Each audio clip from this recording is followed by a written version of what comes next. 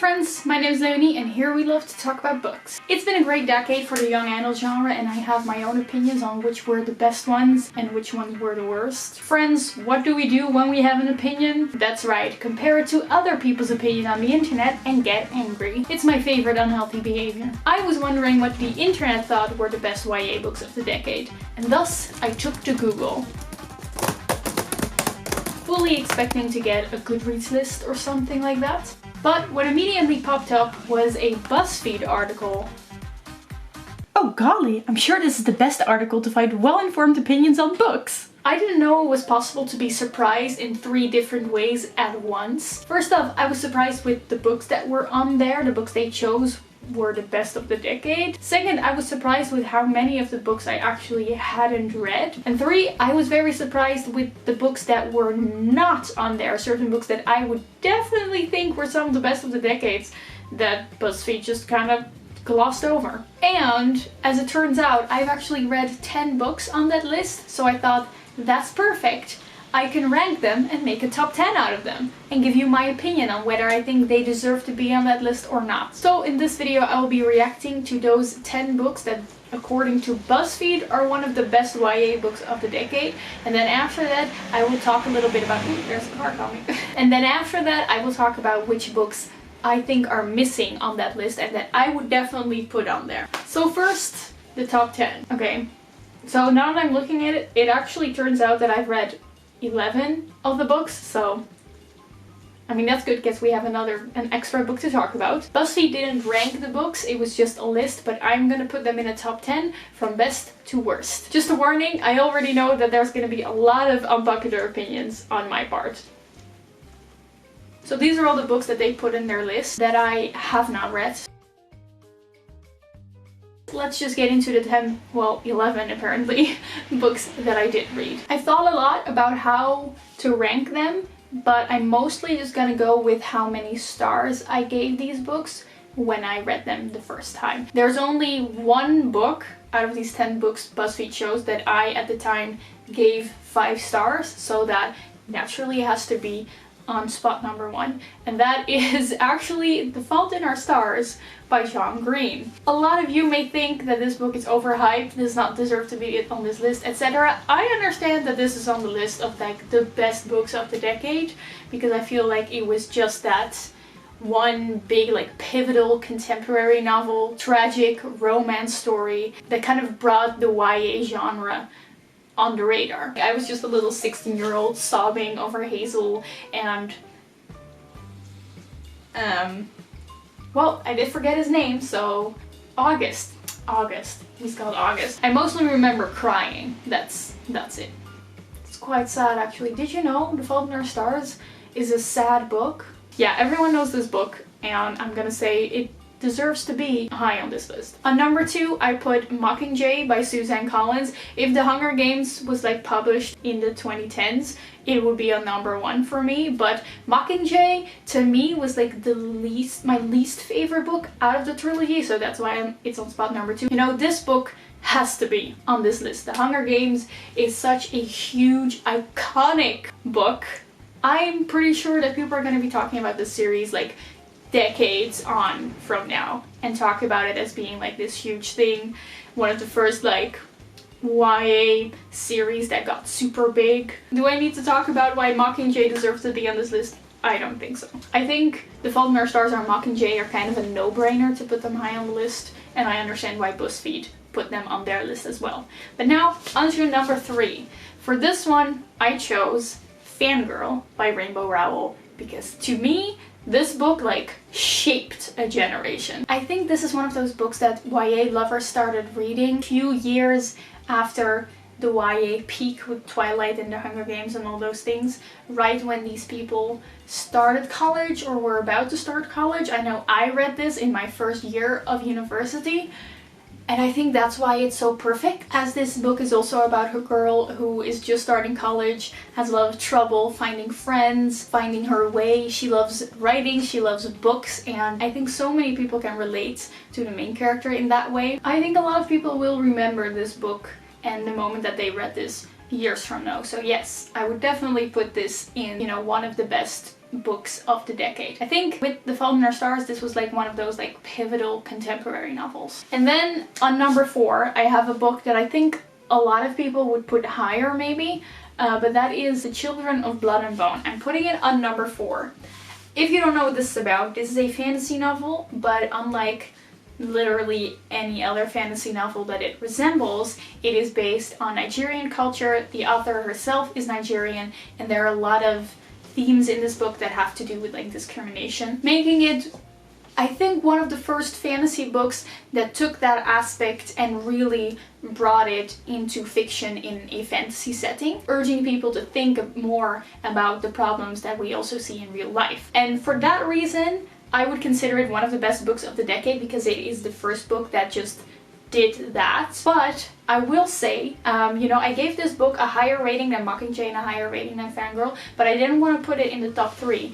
And to me, the reason for that is, although this book is completely unique in really bringing important real life issues into fantasy book, this book does ride on the tropes and popularity of earlier iconic fantasy books that are not in this Buzzfeed list. This book is full of tropes, like the girl figuring out she has magical abilities, people have magical powers in the same way like in Shatter and Bone or Avatar The Last Airbender. The whole hate to love trope. Basically, this book is full of tropes that are like long established and that earlier YA books have already brought to the table. And because of that, I don't want to put this book too high, because we do have to say that plot-wise and story-wise, this is just another YA fantasy book. You gotta give some credit to, you know, like the OG YA fantasy books that Buzzfeed didn't put on this list, but I'll talk about those later. But it mostly gains its points for taking those tropes and those cliche things and using them to tell an important story. And that's why, I mean, it's still on number 4, so it's still high. Then, on number 5, I put Simon versus the Homo Sapiens Agenda. When I saw this book was on Buzzfeed's list, I was a little surprised, but also then I kind of understood it. You know, the movie Love, Simon, this is the book that it was based on. Pretty cutesy romance story, but I think, and that may be the reason that it's on this list, it may be one of the very first big popular contemporary novels that features gay characters, and therefore I applaud it, and therefore I do think that it does deserve to be on this list. Do I think people will still talk about this book like 10, 20 years from now? To be honest, I don't think so. I think it's gonna be snowed under by all the other contemporary books, but it is one of the better ones from this list. Then we're continuing to number 6. This is a book that is smack in the middle because I have very just confusing opinions about this book, and that is An Ember in the Ashes by Saba Tahir. This is a very popular fantasy book that takes place in a kind of Roman-inspired world. Although I enjoyed this book, I will say I do think this is just another fantasy book that was well done, but it's not one of the best of the decade. I never talked about this book on my channel, but I gave it 3 stars because this book is like one part really great and one part absolutely terrible. On the one hand, you follow a slave girl who is going to spy on like the big bad guys, and on the other hand, you follow a soldier boy who is training to become like a soldier for the bad guys. Storyline of the soldier boy, absolutely freaking great. One of the best things I've ever read. So much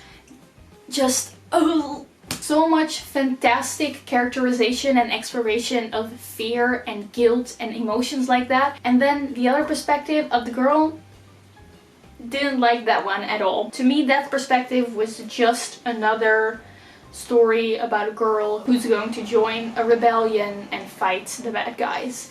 And I don't think that brought anything new to the table. So just for the guy's perspective, yes, I can see this book is really good, but I gave it 3 stars and I've not continued the series. Personally, in my opinion, I don't think this is one of the best books of like the 10 years that we've had. Then we've come to number 7. And here I have a little bit of an unpopular opinion, because this is like the lower end of the top 10, and here I'm gonna be giving my unpopular opinions. But I'm putting here To All the Boys I've Loved Before by Jenny Han. It's a very popular story, you know, with the movie on Netflix. It's a very cutesy romance with a fake dating plotline, but to me it was nothing more than that, just a cutesy romance. Especially if I compare it with the other ones, the other contemporary romances on this list, it kind of blends away. Don't get me wrong, I would recommend reading this book. It's good fun, but the best of the decade? I was surprised when I saw that Buzzfeed decided to put this on the list. Then on number 8, I'm putting We Were Liars by E. Lockhart. This was the one that surprised me the most, because just a little background story, I did really enjoy this book. I remember reading it and being completely blown away by it. I remember literally everyone reading it and being completely blown away by it. But I also remember everyone just forgetting about this book 1 year after. This book is like the equivalent of like a one-hit wonder. It was great when it came out, but you know, when time goes by, you kind of realize that it's just a book that hit you because it has a great plot twist and it made you feel a lot of emotions, but other than that, meh.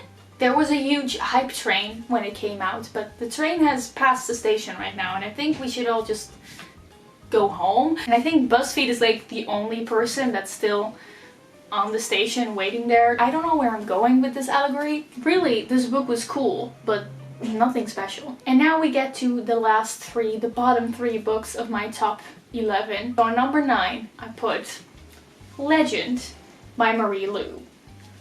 Don't come for me. After like the hype of the Hunger Games and Divergent, a lot of dystopians were published. I remember reading this and enjoying, but to me, this was the first dystopian book in that list that became generic without really adding anything original and new. This one was the first one to me of which I thought, it's all starting to feel the same. Although this is a fun book, I do not believe that this belongs on this list. Then on number 10, almost all the way at the bottom on number 10, I have Shatter Me by Tahereh Mafi, also known as one of the many series that just randomly is getting sequels again. Actually, Legend has that too now as well. Is BuzzFeed just being paid by these publishers to push books that are now getting out with new books?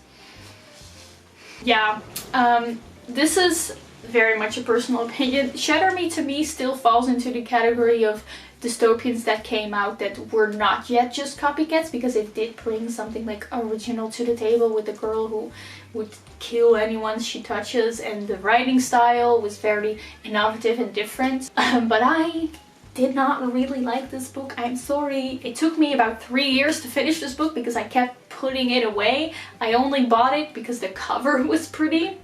I understand that this book is on the list because it has a huge following of fans and a lot of people do really like this book, but since this top 11 is just my personal opinion, I'm just gonna say I'm sorry, this book wasn't it for me. A lot of melancholy, a lot of drama, a lot of poorly placed makeout scenes wasn't really my thing.